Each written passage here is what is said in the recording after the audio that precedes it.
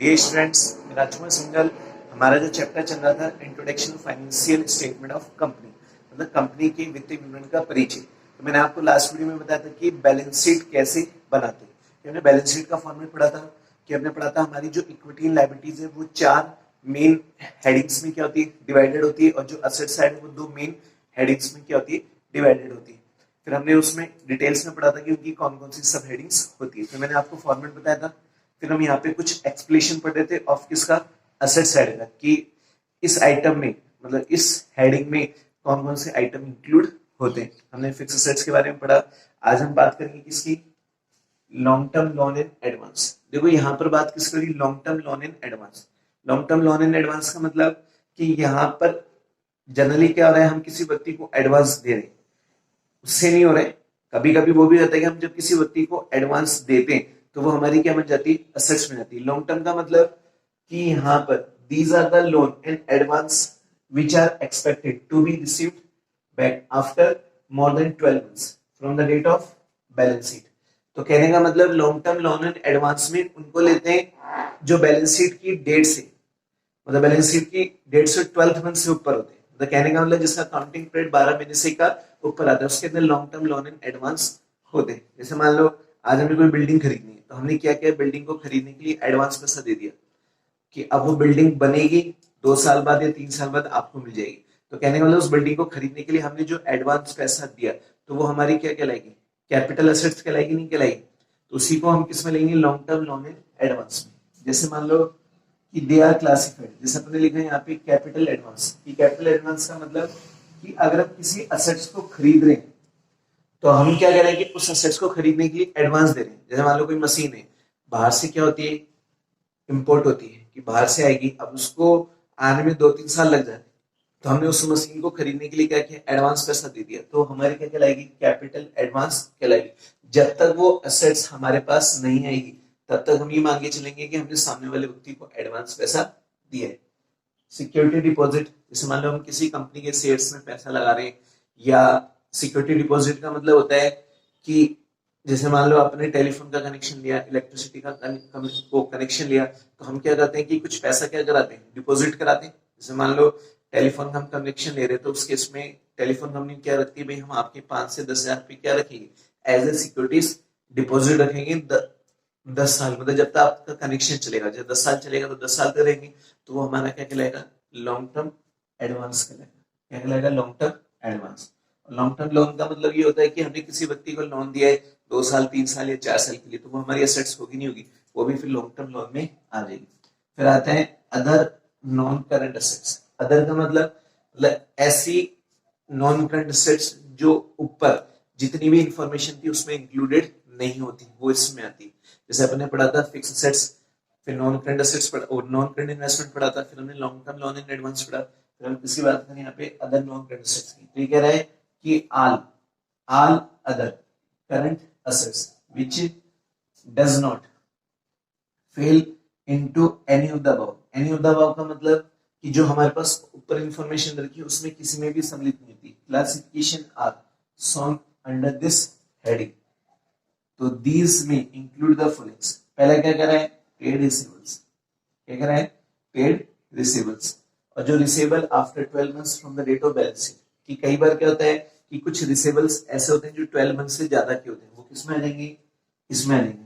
और एक होता है amortisation expenses such as share issue expenses, कि कई बार क्या होता है शेयर को इशू करते समय कुछ एक्सपेंसेस करें, अब हम उन खर्चों को 1 साल के भीतर क्या नहीं कर पा रहे, फिनिश नहीं कर पा रहे, तो 1 साल से अगर ज्यादा का टाइम लगेगा तब फिर हम उसको क्या दिखाएंगे, other all other non current assets.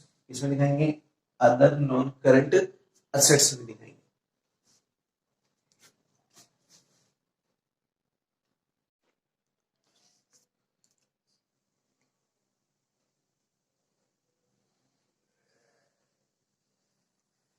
Hello dear students, अब हम बात करेंगे करंट असेट्स की। देखो जनरली करंट असेट्स का मतलब क्या होता है, कि करंट असेट्स का मतलब वो असेट्स जो कि नॉन करंट असेट्स नहीं।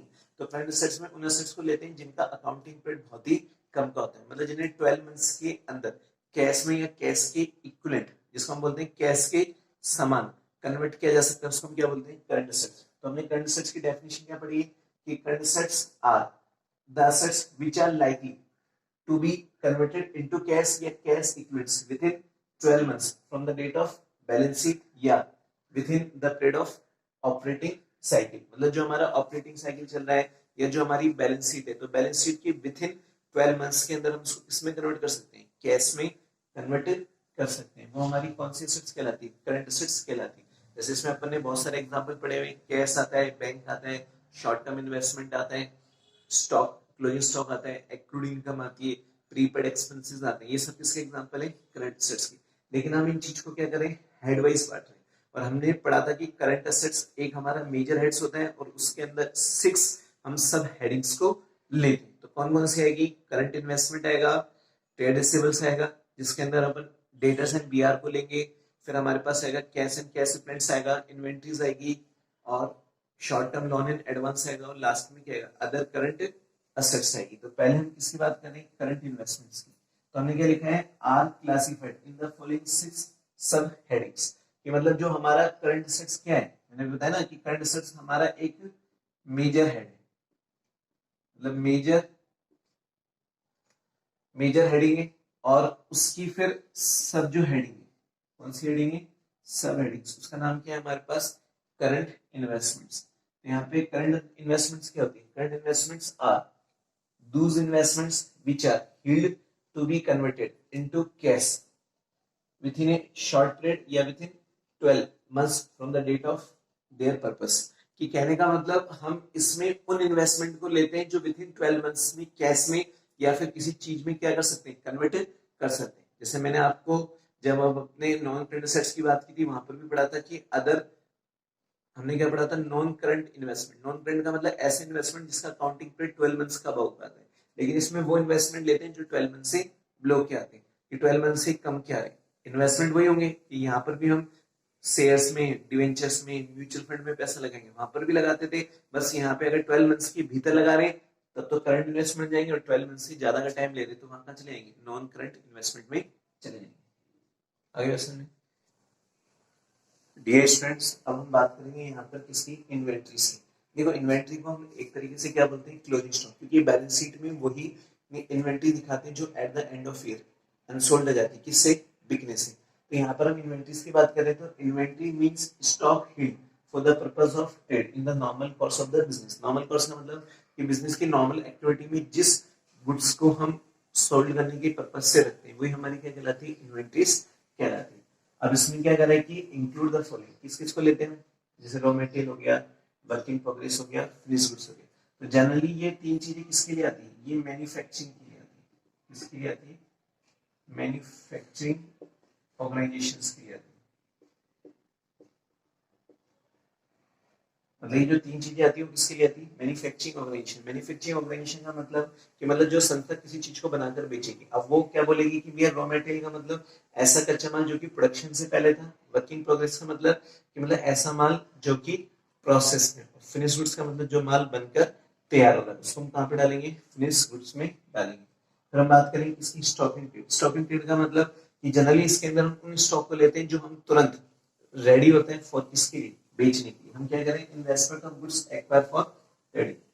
फिर आता है हमारे पास स्टोर्स एंड स्पेस। फिर आता है हमारे पास नेक्स्ट सब हेडिंग कौन सी आएगी, ट्रेड रिसीवेबल्स। ट्रेड रिसीवेबल्स का मतलब कि हम जब किसी कस्टमर्स को उधार माल बेचे तो उनसे जो पैसा रिकवर होता है उसको हम क्या बोलते हैं, ट्रेड रिसीवेबल्स। जनरली इसमें हम डेटर्स एंड बीआर को लेते हैं जिनका अकाउंटिंग पीरियड 12 मंथ से कम का होता है, वो इसमें आते हैं। अगर गलती से 12 मंथ से ज्यादा का होगा फिर वो कहाँ चले जाएंगे, अदर नॉन करंट एसेट्स में चले जाएंगे। तो हमने क्या लिखा है, include both debtors and BR. BR का मतलब बिल्स रिसीवेबल्स।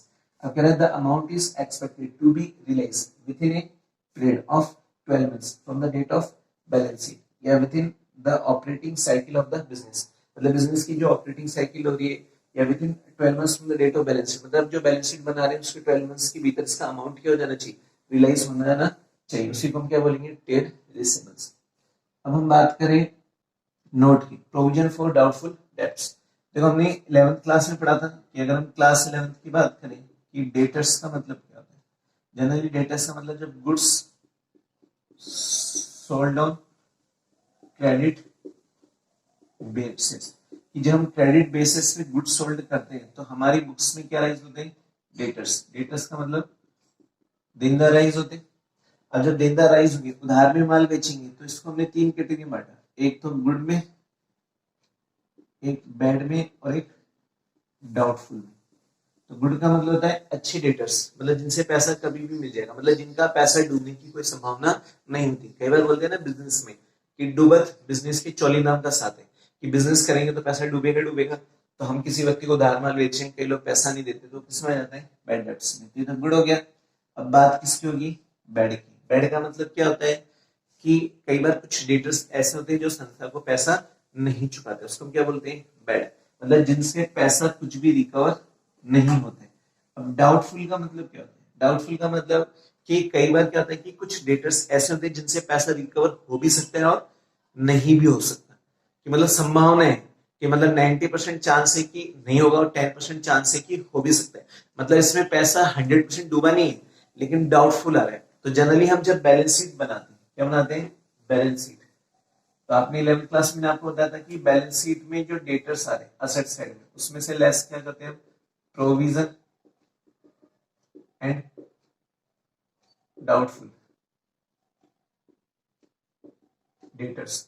क्यों, क्योंकि बैलेंस शीट में खाली वही डेटर्स शो करेंगे जिनसे एक्चुअल अमाउंट रिलाइज होगा, क्योंकि बैलेंस शीट फाइनेंशियल पोजीशन को बता रही है। तो जनरली बैलेंस शीट में वही डेटर्स आएंगे जो कि एक्चुअल पोजीशन को शो करें, मतलब जिनसे एक्चुअल में पैसा रिलाइज होगा। अब मान लो आज हम कह रहे हैं कि हमारे पास ये डेटर्स हैं, हम इसमें से लेस क्या करें, प्रोविजन फॉर डाउटफुल डेट्स।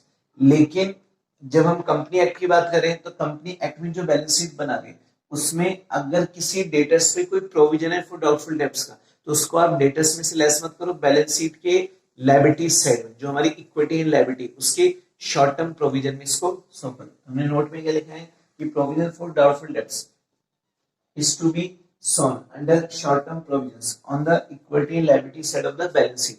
मतलब बैलेंस शीट की जो इक्विटी एंड लायबिलिटी साइड है उसके शॉर्ट टर्म प्रोविजन में इस प्रोविजन फॉर डाउटफुल डेट्स को शो करेंगे, ना कि डेटर्स में से लेस करके दिखाएंगे। जबकि हमने क्लास 11th में ये पढ़ा था, हमारे पास जो डेटर्स आ रहे हैं उसमें से लेस क्या करेंगे, provision for provision and doubtful debts. Provision for किसका हो रहा है, डाउटफुल डेट्स का हो रहा है, नहीं हो रहा है। तो बात वही होती है कि या तो लेस करके दिखाओ या लायबिलिटी साइड में दिखाओ। तो कंपनी एक्ट में जो प्रोविजन है उसने ये बनाया कि भाई आप शॉर्ट टर्म प्रोविजन में दिखाओ इसको, कहां पर, इक्विटी लायबिलिटीज में, ना कि डेटर्स में से लेस कर। डियर स्टूडेंट्स, अब हम बात करेंगे कैश एंड कैश इक्विवेलेंट्स की। तो कैश एंड कैश इक्विवेलेंट्स का मतलब कि इसके अंदर हम जनरली कैश को लेते हैं या फिर उन आइटम्स को लेते हैं जो कि हम बहुत ही कम टाइम पीरियड में क्या कर सकते हैं, कैश में कन्वर्ट कर सकते हैं। जैसे हमने लिखा है कि सेल बी क्लासिफाइड एज, जैसे बैलेंस विद बैंक, मतलब बैंक में जो पैसे हैं वो भी किसका पार्ट होता है, कैश इक्विवेलेंट्स का। चेक हो गया, ड्राफ्ट ऑन हैंड हो गया, cash in hand. Draft on hand का मतलब कि कई बार जो डीडी होता है तो डीडी भी एक तरीके से कैश के समान होता ही नहीं होता है, कि बस उसको हम जाएंगे बैंक में, किसमें कन्वर्ट हो जाएगा, कैश में कन्वर्ट हो जाएगा। फिर आता है हमारे पास short term loans and advance. Short term का मतलब कि हम किसी व्यक्ति को एडवांस दे रहे हैं, जैसे आपने पढ़ा था long term loan and advance में, वहां पे तो क्या था कि अकाउंटिंग पीरियड 12 मंथ से अबव का था। जैसे हमने बात की थी कि हम कोई असेट्स खरीद रहे हैं, उसके लिए हमने एडवांस पैसा दिए, तो वो जब तक वो असेट्स हमारे पास नहीं आएगी तब तक हम उसको क्या मानेंगे, असेट्स के रूप में ट्रीटमेंट करेंगे। उसी तरह short term loan in advance का मतलब these are the loan in advance which are expected to be realised within 12 months from the date of balance sheet. Within 12 months का मतलब बैलेंस शीट की date से 12 month के भीतर हम उसको किस में रियलाइज कर सकेंगे, कैश में, सॉरी कैश में नहीं, लोन इन एडवांस को मतलब रियलाइज कर सकेंगे, वसूल कर सकेंगे। फिर आता है अदर करंट एसेट्स। अदर का मतलब कि जनरली इसके अंदर उन करंट एसेट्स को लेते हैं जो भी हमारे पास डेटा दे रखा है। मतलब मैंने आपको बताया था कि करंट एसेट्स में हमारे पास 6 सब हेडिंग्स होती है, जो 5 सब हेडिंग्स में नहीं आती, वो किस में आएगी, अदर करंट एसेट्स में आएगी। जैसे प्रीपेड एक्सपेंसेस हो गया, एक्रूड इंटरेस्ट हो गया और एडवांस टैक्स हो गया। तो ये इसकी कुछ एग्जांपल है, किसके, अदर करंट एसेट्स।